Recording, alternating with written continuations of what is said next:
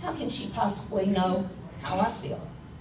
Surely she had a wonderful childhood, and surely things went well for her, and surely things were good. But that's not my testimony.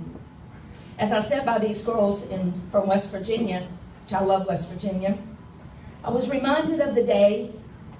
First of all, let me say that I was born to a young mother and father who loved each other very much, fell in love instantly, and got married within 3 months. And I always knew that I was conceived in love because I was conceived and born 9 months and 11 days after they were married. And my mother said it took them 11 days to figure out what to do, or I would have been sooner. It couldn't have been any sooner, but she said that's why I was actually 2 months early too. But that's just kind of their joke, because they were so young and very innocent and very much pure when they got married. So I was conceived in that. And for most of my life, a lot of my life, I was around my grandparents on my dad's side. My granddad was a minister. And at the age of 4, the Shekinah glory of the Lord came into a youth camp where we were. And my dad had started a youth ministry in Kentucky.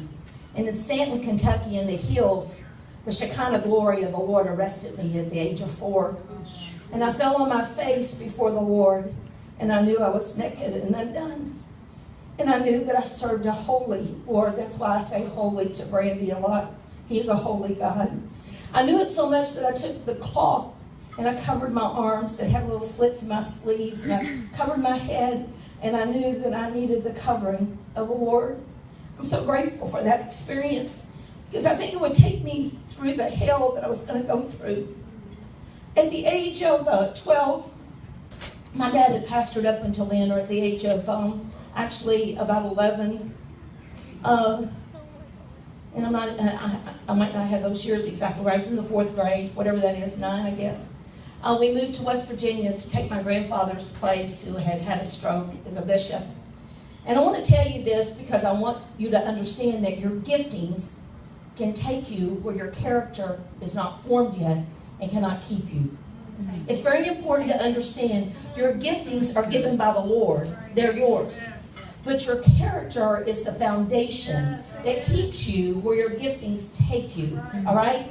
And my dad was very gifted. He was very charismatic. But we lived in West Virginia in the 1960s, and people would come to our house, and they would have all their furniture in their car, and they would, the homeless people, and we had the standing room in the small community where we lived for pastors to come with their families. They would come crying at our door. And one day my dad had just had all he could take. And he walked out the door. And my mom thought he was going for a drive. It would be 2 years before we did hear from him. In that meantime, a bishop showed up at our house. And my mom, with 3 small children, sitting on the hillside in West Virginia in the snow in January.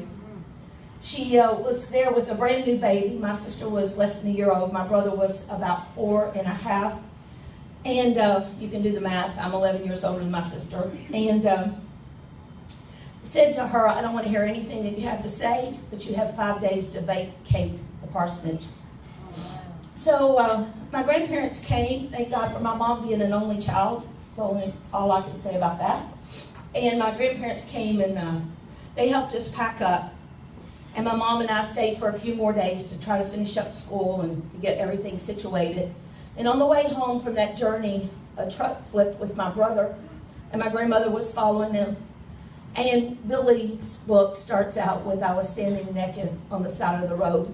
He was a 5-year-old that his clothes were stripped off of him by battery acid. My grandmother following began to wash him off with water and pray over him and ask the Lord not to leave any scars and not let him be burned. And we lost all of our furniture, all of our clothes, all of our pictures, and all of our belongings. We moved in with my grandparents, who had built a small home. And they built onto their house in years to come that would later be our home. It was our home for 15 years.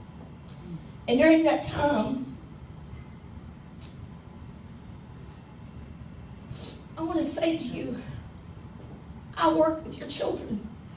I've never been in jail. I've never, some of those things that you experience. But I sure have seen your babies. And I sure have been one of a baby with empty eyes and an arrow in their heart. And when they talked about West Virginia today, I remember standing in a school in Cologne, West Virginia, and watching my